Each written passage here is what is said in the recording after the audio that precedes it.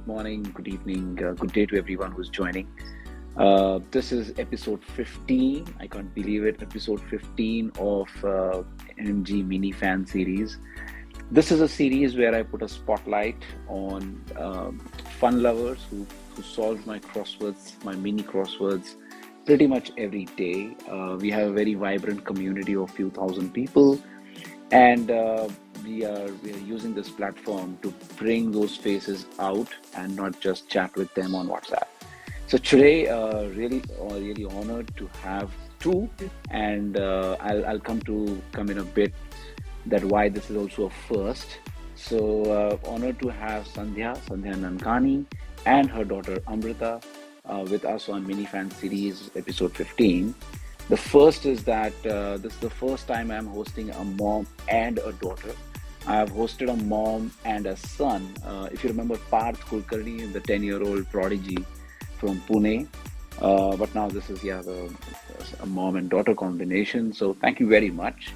And let's start. We'll keep this at around 15-16 minutes and we'll keep it as freewheeling. And Sandhya has actually requested that this time we should also pay a bit more attention on the book because she is having a good memory. She has a great experience. Oh, lovely. So nice of you. So nice of you.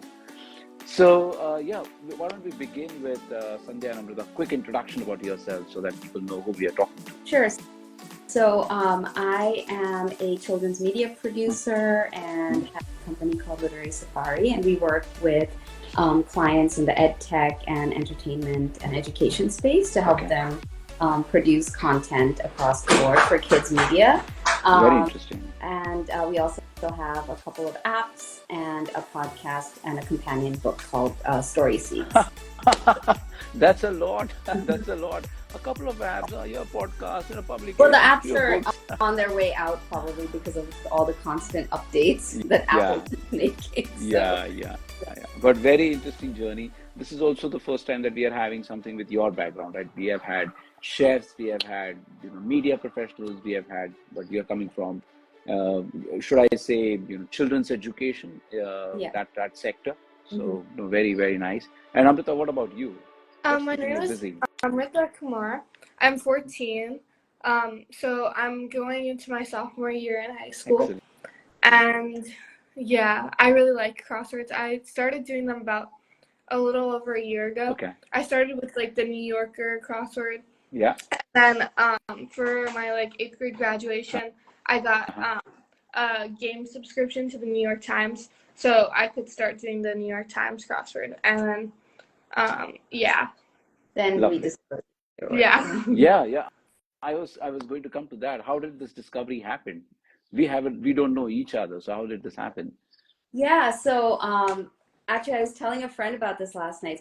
I think it's a cool story. So I was reading the December, I think one of the last December issues of the New Yorker magazine, and there was a very, very long feature article about you, the title of which was "Can Crosswords Be More Inclusive?" Something along those lines. That's right. Nathan Lane. Yes. And I read the article, it was long, but I just kept going. I did not stop, and I was fascinated by the story of, someone who really followed their passion of crosswords and came to America on this genius visa. And then I just Googled you and emailed, actually. Yeah. Said, and I looked up, and I found your book. So I ordered your book and then learned about your WhatsApp community and reached out to find out if you would share some tips for crossword puzzling with Amrita. So that was sort of the initial connection. Lovely. This is, first of all, thank you very much for reaching out. Very nice of you to do that. And thank you for joining the group. I'm sure it has been, great experience dealing with so many other people who are crossword fans from around the world. So it's been great. And can I assume that then once you got introduced, you hooked Amrita into it because she was also into it?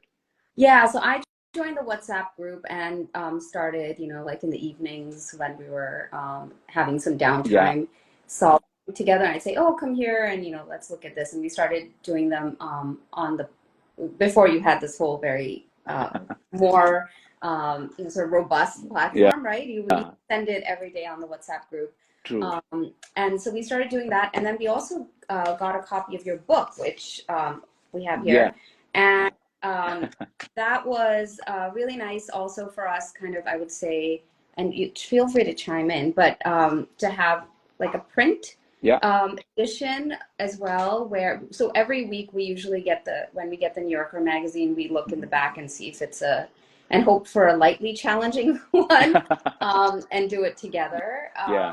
And so, but then when the book came, we started, sort of going through, and I would say, oh, come here, let's help me with this, because honestly, at this point, she's much better at publishing than I am. And then we went to Turkey in April, and I brought the book with me because I had gotten it a few weeks before, and it was a really nice companion for us as we travel through, because I don't want it to end, right? So. Yes. Or I'll like go back and, oh, did I remember this the second time or whatever? But there'll be, usually when we go to bed, I'll start solving it, and then I'll ask my husband like, oh, do you know this? And that becomes kind of like a nice way to wind down the day as well. So, and the conversation starter, right? I mean, otherwise life is so routine, right? It's all cookie cutting. But this brings in something new. And I keep thinking that one reason why people like crosswords is because it tests you on so many subjects in such a short time. Every clue is a new topic. Have you faced that, Amrita? Like, and given your academic background, you're used to testing more often, right? You go to formal tests. Yeah. So crossword is also like a test. What's your experience like? Like a what? Like a desk test? A test. Yeah. I think it's interesting because like a lot of the stuff in it, like sometimes like they'll have like random stuff, like that's like stuff that we learn in school, like the capital of this, or, like something like, I don't know, from like this element in the periodic table, something like that. Correct, true. But sometimes it's like to say like blah blah blah, like you know what I'm thinking of, and like it's like very like random stuff that you wouldn't like normally like see. But it's just like, it's not even knowledge, like for some people, it's just like there in your head, like in the back of your head. And so it's interesting how you have to like reach into different like parts of your head. Of your brain, yes. Yeah. True. No, I relate with that. Not everything what you learn will be helpful in your everyday life, but even retention and recall is a great experience, that you remembered something. And on my last chat, somebody mentioned that when you look at a clue and you figure out the answer, you yourselves experience that power that, yes, I knew this, I had it in my head.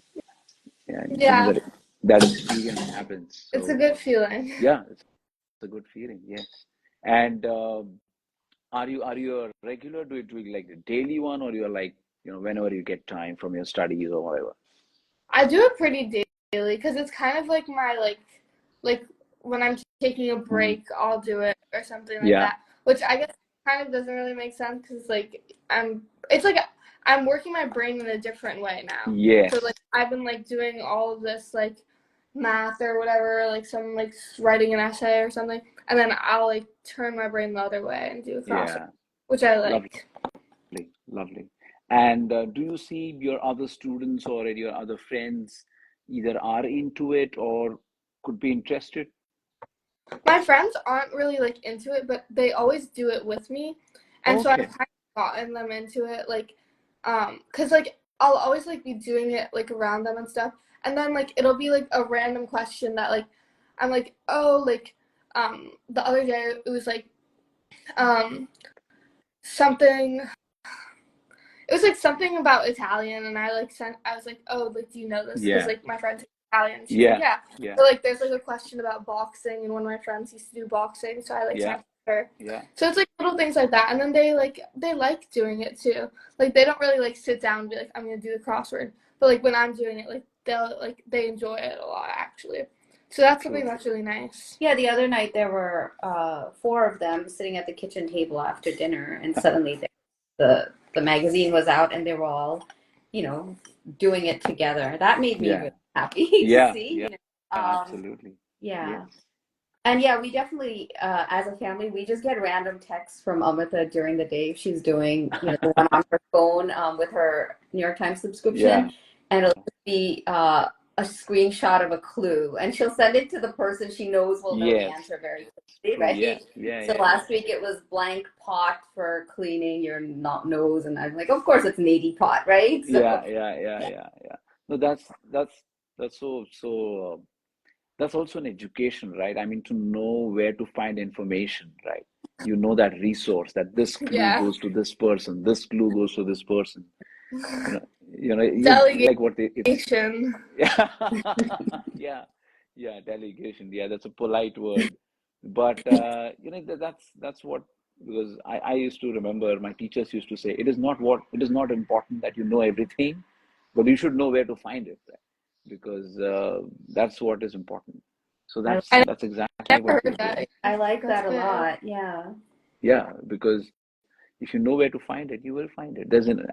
Everything is free today, right? On the internet, on Google, Wikipedia, everything is free. But you need to know what to ask. Frame it. Like, if I have to get the most accurate answer, I'll have to give you the most accurate question. So that in itself is actually a formal AI course right now. I forget what it is formally called, but it's something to do with questioning or something. So people are actually now being trained to question. Right. And what's the actor? Is it actor or agent? Like, who are you? What is the purpose of the question? Are you asking a question? I'll use it sometimes when I'm, working on a brainstorming for a curriculum or something, right? And I'm, okay, how do I think about this for a teacher of 5 or 6 year olds, right? And then in the question that way. So no, it is. And I think I find with the puzzles, so I've always liked crossword puzzles, but honestly, when I do them in the newspaper, and we talked about this, like growing up, I never really understood. I spent a number of my formative years in India, so I wasn't able to actually solve the puzzles, because they were very foreign to me. But then I would get those little books and all that, and that was, like animal puzzles or whatever. But as you grow up, you start doing it because as an adult, you really want to test yourself, and it's a very relaxing thing. But I think what I really appreciate about your puzzles is not just the act of it, but like the way the questions are framed in a way that make you like the clues sometimes make you think really differently about the answer itself. And I'm looking through here and I'll find an example. But it is, the puns or the witticisms, it just really helps you approach things from a different doorway, and also just really think about language differently, which is really refreshing. So thank you for that. No, absolutely. And Rupali just answered that question. The course is called AI Prompter Engineer. So I think keeping it online, keeping it available on. So I'm reaching out to people on Instagram, on WhatsApp, which is at least the access is easy. But I love more to go. The WhatsApp group. I think the community is so connected and engaged, right? Also, it's very motivating to see. Some people are incredibly fast at solving weird things. A little intimidating, I will say, but also motivating, right? Because you say, oh, okay, let me see if I can up or down my time, right? Let me be 100% focused when I sit down so that I can, get through this. Or let me call on as many people as I can in the room to help me do this faster. Yeah, that's a nice way. You can actually group solve. Right. No, this is great. We have already exceeded our time. But any parting thoughts, Amrita or Sandhya? This has been fantastic. I really loved the end conversation.